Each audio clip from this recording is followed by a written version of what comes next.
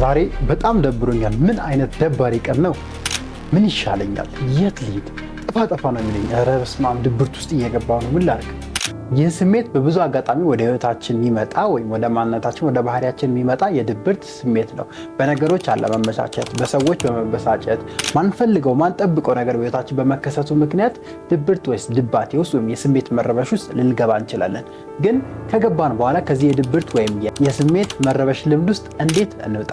በዚህ ቪዲዮ 6 ቀለል ያሉ ከድብርት ውስጥ እንድትወጡ የሚያግዟችሁን ሀሳቦች አካፍላችኋለሁ። ታላቁ ሊቃውንት ሊቅነት ነኝ። እስከ መጨረሻው አብራችን ቆዩ። እንዳልኳችሁ ድብርት አንዱ የህይወታችን አካል ነው። በተለያዩ አጋጣሚዎች ወደኛ ሊመጣ ይችላል። ዋናው ግን ድብርት ውስጥ ከገባን በኋላ ራሳችን ነፃ የማውጣት አቅሙ፣ ችሎታው፣ ማይንዲሴቱን ማዳበር ነው። ዛሬ በዚህ ቪዲዮ የማካፈላችሁ እሱ ነው። ድብርት እንዳልኳችሁ በህይወታችን ከሚፈጠሩ በተለያዩ አጋጣሚዎች ወደኛ ከሚመጡ ነገሮች አንዱ ነው። የተለያዩ የስሜት መረበሾች የሚፈጥሩ አጋጣሚዎች ሊከሰቱ ይችላሉ። በተለይ በዚህ ዘመን ደግሞ ሁሉም ነገር የሚያናድድ፣ ሁሉም ነገር የሚያበሳጭ፣ ሁሉም ነገር ስሜታችን የሚረብሽ ነገር ሆኗል። መጠንቀቅ ያስፈልጋል። ከድብርት ውስጥ ለማውጣት ግን ማድረግ ያሉብን ወሳኝ ነገሮች አሉ። እነዛን ነገሮች ካደረግን ድብርቱ መጥፎ ነገር ውስጥ እንዳይከተል፣ መጥፎና የባሰ ውሳኔ ውስጥ እንዳይከተል ማድረግ እንችላለን። የመጀመሪያው ከድብርቱ እንድትወጡ የሚያግዛችሁ ሀሳብ ስሜታችሁን መቀበል መቻል ነው። ድብርት እንዳልኳችሁ በህይወት አጋጣሚ ይፈጠር ነገር ነው። ሰዎች ያበሳጫል፣ ስራ ይበላሻል፣ ንዴት ውስጥ ትገባላችሁ፣ ገንዘብ ታጣላችሁ፣ ጤናችሁ ይቃወሳል፣ ብዙ ነገሮች ሊፈጠሩ ይችላሉ። ግን እነዚህ ነገሮች ከመፈጠራቸው አስቀድማችሁ ወይም ከመፈጠራቸውም በኋላ ድብርት የሚባለውን ስሜት መቀበልና እንዳለ ማወቅ የመጀመሪያው ነፃ የሚያወጣችሁ ነገር ነው። ድብርትን አለመቀበል፣ ኔግሌክት ማድረግ፣ ሪጀክት ማድረግ ሞር ዲፕሬሽን ውስጥ እንድትገቡ ያደርጋቸዋል። ስለዚህ አክናውሌጅ አድርጉት። ስሜት ነው። እንደ ማንኛውም ስሜት እንደሚያናዳችሁ ነገር፣ ደስ እንደሚላችሁ፣ ሀዘን ውስጥ እንደሚከቷችሁ፣ ሰዎች ሲያበሳጫችሁ እንደሚፈጠረው አይነት ንዴት፣ እንደ ማንኛውም አይነት ስሜት ድብርት ራሱን የቻለ ስሜት መሆኑን መቀበል የመጀመሪያው ደረጃ ነው። ስለዚህ ህይወት ሊያስጠላችሁ ይችላል፣ ነገሮች ላይመቹ ይችላል፣ ስራ ሊደብራችሁ ይችላል። እነዚህ ሁኔታዎች ውስጥ የሚከታችሁ ድብርት የሚባል ስሜት እንዳለ ማወቅና መቀበል ይኖርባችኋል። ይህን አውቃችሁና ተቀብላችሁ ከድብርት ውስጥ እንድትወጡ የሚያደርጋችሁ ደግሞ ሀሳብ ምንድን ነው? ድብርት ከእናንተ ውጭ እንደሆነ ማወቅ አለባችሁ። የሰው ልጅ ባይዘ ማንነቱ በጣም ዲፕ ነው፣ ዲቴይል ነው፣ ታውቁታላችሁ። ሞር ግን በቀላሉ ለመረዳት ያክል ለምሳሌ ባለፈው ሳምንት ተናዳችሁ ነበር።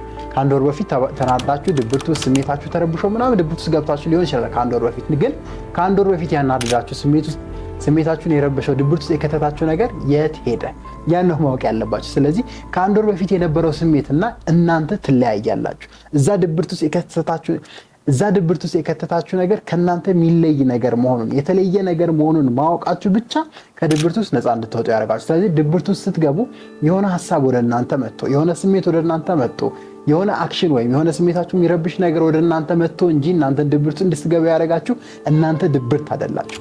ቢረብሻችሁ ሙዳችሁን ቢከንተውም እናንተ ድብርት እንዳልሆናችሁ ማወቅና ድብርት ከእናንተ ውጭ ያለ የሚሰብር ህይወትን እንድታስጠላ የሚያደርግ ስሜት መሆኑን መጀመሪያ አክሰፕት አድርጉ። ይሄ ብቻ ትልቅ ጥንካሬ ከድብርት ውስጥ እንድትወጡ ይሰጣችኋል። ወደ ሁለተኛው ሀሳብ ልምጣ። ሁለተኛው ከድብርት ውስጥ እንድትወጡ የሚያግዛችሁ ሀሳብ እርዳታን መፈለግ ነው። የሚያግዛችሁ ስሜታችሁን የሚጋራ ምን ሆነህ ነው የሚላችሁ አይነት ሰው። እርዳታ መፈለግ ስንል ዲቫይሶች ባይሆኑ ብዙ ጊዜ ሪኮመንድ አደርጋለሁ። ይሄ ስልክ፣ ኮምፒውተር ምናምን ባይሆን ሪኮመንድ አደርጋለሁ። ድብርት ኖርማል ስሜት ነው፣ ቅድም ብለናል። በተለያዩ የህይወት አጋጣሚዎች ሊመጣ ይችላል። ከመጣ በኋላ ግን እንድትወጡ የሚያግዛችሁ ሰው ያስፈልጋችኋል። እኔ ብዙ ጊዜ የምጠቀመው ጓደኛ አለ፣ የሚደውልለት፣ ማናግረው፣ ማማክረው። ዲስቴስ ጥሩ ጓደኛ፣ መልካም ጓደኛ ማግኘት ከባድ ቢሆንም እንደምንም ታግላችሁ እንደኔ አይነት ሰዎችን ማግኘትና መፈለግ አለባችሁ። በነገራችን ላይ ድብርት ብቻችሁን ስትሆኑ በጣም ነው የሚቀጠቅጣችሁ፣ በጣም ነው የሚያጠቃችሁ። ጭንቀት ብቻችሁን ስትሆኑ ስብርብር ሊያደርጋችሁ፣ ቅስማችሁ ሊሰብር ይችላል። የዛኔ ነው መጥፎ ውሳኔዎችን እንድትወስኑ የሚያደርጋችሁ። ስለዚህ በተቻላችሁ አቅም ድብርት ውስጥ መግባታችሁን ካወቃችሁ፣ ስሜታችሁ መረበሹን ካወቃችሁ የሚያግዛችሁ ስሜታችሁን ሊጋራ የሚችል የግድ ፕሮፌሽናል ሳይኮሎጂስት፣ ቴራፒስት ምናምን መሆን የለበትም። ጥሩ የምትሉት ጓደኛ፣ የቅርብ የምትሉት እናት፣ ቤተሰብም ሊሆን ይችላል። የውስጣችሁን ሼር የምታደርጉትን ሰው ቀረብ ብላችሁ ማማከር አለባችሁ። ካልሆነ መጥፎ ውሳኔዎችን እንድትወስኑ ያግዛችኋል። ስለዚህ ሁለተኛው ከድብርት ውስጥ ቀለል ባለመልኩ የምትወጡበት መንገድ ጓደኛ፣ የቅርብ የምትሉትን ሰው ስሜታችሁን የረበሸውን ነገር እንድትረበሹ፣ ድብርት ውስጥ እንድትገቡ ያደረጋችሁን ስሜት ለሌሎች ማካፈልና ማጋራት ቀለል ያለ ስሜት አጋጥሟቸው ያውቃል። በእርግጠኝነት ስሜታችሁን ድብርታችሁን ቀለል እንዲል ያደርጋልና አደራ እቺን መንገድ ቀላል ነች፣ ተጠቀሟት።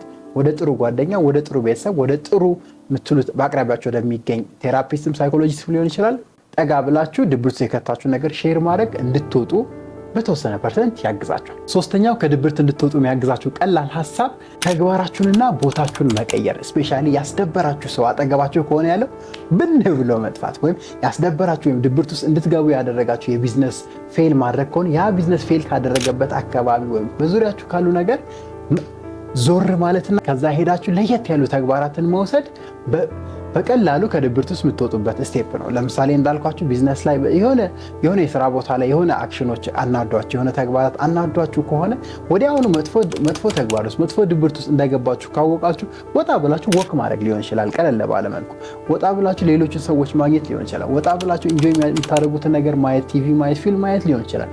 ብቻ ድብርት ውስጥ ከከተታችሁ ስሜትና አካባቢ አክሽናችሁን በመቀየር ወይም አካባቢውን በመቀየር ራሳችሁን ማረጋጋትና ወደ ኖርማል መመለስ ወደ ጥሩ ስሜት መምጣት ትችላላችሁ። ቀለል ያለች ስቴፕ ናት፣ ተግብሯት። ስለዚህ ድብርት ውስጥ የሆነ ነገር ሲከታችሁ ከዛ ያ የከተታችሁ አክሽን ከሆነ አክሽናችሁን መቀየር፣ መሮጥ፣ ወክ ማድረግ፣ ሌላ ቦታዎች ላይ መሄድ፣ ትሪፖች መሄድ ምናምን ሊሆን ይችላል።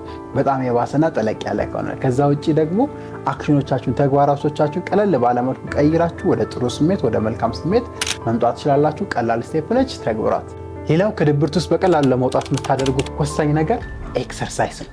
ስፖርት መጠጣብ አለባችሁ። ፑሻፕ የሚሆን ክብደትን ማንሳት ይሆን ብቻ በተሻለ መልኩ ሰውነታችሁ ኢንዶርፊን የሚባልን ሆርሞን ሪሊዝ እንዲያደርግ ኤክሰርሳይዝ ስለሚጋብዛችሁ ሞር ስትረስ ሆርሞኖቻችሁ እየሄዱ ዲፕሬሽን ሆርሞኖቻችሁ እየሄዱ እነ ኢንዶርፊን ጥሩ ስሜት ጥሩ ፊሊንግ እና ወደ ኖርማል እንድትመለሱ ያግዛችኋል። ይሄ ብዙ ሳይንቲስቶች፣ ብዙ ሳይኮሎጂስቶች፣ ብዙ ቴራፒስቶች ሪኮመንድ የሚያደርጉት ነው። ኤክሰርሳይዝ ማድረግ ስትሬስን ወይም ዲፕሬሽንን ሪሊዝ የማድረግ ካፓሲቲ እና አቢሊቲ ያለው። ስለዚህ ኤክሰርሳይዝ ማድረግ ሲባል የተለየ መለጠጥ ጂም መሄድ ምናምን ላይጠበቅባችሁ ይችላል። ቤታችሁ ስትረች ማድረግ ሊሆን ይችላል። ጠዋት ተነሳችሁ 20-30 ደቂቃ ወክ ማድረግ ሊሆን ይችላል። መሮጥ ሊሆን ይችላል። ቦክስ መለማመድ ሊሆን ይችላል። ኤኒቲንግ ኢንዶርፊንን ሆርሞናችሁን እንዲመነጭ የሚያደርግ ኤክሰርሳይዝን በመስራት ከድብርት ውስጥ ራሳችሁን ማውጣት ትችላላችሁ። ቀላል አይደለም፣ ግን ያግዛችኋል። ከድብርት ውስጥ እንድትወጡ ይረዳችኋል። በመጨረሻም በቀላሉ ከድብርት ውስጥ እንድትወጡ የሚያግዛችሁ ሀሳብ ደስታ የሚሰጣችሁን ሀሴት የሚሰጣችሁን ነገር ለይቶ ማድረግ። ስፔሻሊ ስሜታችሁ ሲረበሽ፣ ድብርት ውስጥ ስትገቡ፣ ሁሉም ነገር ሲያስጠላችሁ የሆነ ትርጉም የሚሰጣችሁ በህይወታችሁ ያወቃችሁት ነገር ይኖራል። የሆነ ትርጉም የሚሰጣችሁ በህይወታችሁ የለያችሁት ባህሪ ይኖራል። ማድረግ የምትችሉት ነገር ይኖራል፣ ወይም ማድረግ የምትፈልጉት ነገር ይኖራል። እንደዛ አይነት ነገሮችን በማድረግ ከድብርት ውስጥ ነፃ መውጣት ትችላላችሁ። እኔ ለምሳሌ በጎ አድራጎት ነገሮችን አደርጋለሁ በፊት ላይ ስፔሻሊ እና በጣም ድብርት ውስጥ ሲገባ ድባቴ ውስጥ ሲገባ በመስጠት ለሌሎች በማጋራት ፍሪ ይሆናል። ውስጤ ስሜቴ ፍሪ ይሆናል። አእምሮዬ ፍሪ ይሆንና ወደ ኖርማል ሩቲኔ እመለሳለሁ። ወደ ስራ፣ ወደ ጠንካራ ፐርሰናሊቲ እመጣለሁ። ስለዚህ ኢንጆይ የምታደርጉት ለምሳሌ ለእናንተ ላይክ ሙቪ ማየትም ሊሆን ይችላል። በነገራችን ላይ ጥሩ ቦታዎች ላይ መሄድ ሊሆን ይችላል። ትሪፕ መሄድ፣ ጉዞ መሄድ፣ በጣም የምትወዱትን ጓደኛ ማግኘት፣ ኤኒቲንግ ግን ኢንጆይ የምታደርጉት አሁን ካላችሁ መጥፎ ድብርት ስሜት፣ አሁን ላይ ከተፈጠረ መጥፎ የድባቴ ስሜት የሚያወጣችሁ ነገር በማድረግ ከድብርት ውስጥ በቀላሉ ራሳችሁን ማውጣት ትችላላችሁ። ቀለል ያሉ አጋዥ ስቴፖች ናቸው። ዲፕሬሽናችሁ ወይም ድብርታችሁ ከባድ እየሆነ በሄደ ቁጥር ከባድ የሆኑ ሜጀሮች፣ ከባድ የሆኑ አክሽኖች ያስፈልጋቸዋል። ለነሱ በቀጣይ ቪዲዮዎች ሰራለሁ። ድብርት ውስጥ ያለ ሰውን እንዲወጣ የሚያግዘው ሀሳብ በእናንተ በኩል የሚጠቅመው ሀሳብ ካለ ኮሜንት ላይ ማስቀመጣችሁን እንዳትረሱ። ቤተሰብ መሆናችሁ እንዳይረሳ። ታላቁ ሊቃውንት ሊቅነት ነበርኩኝ።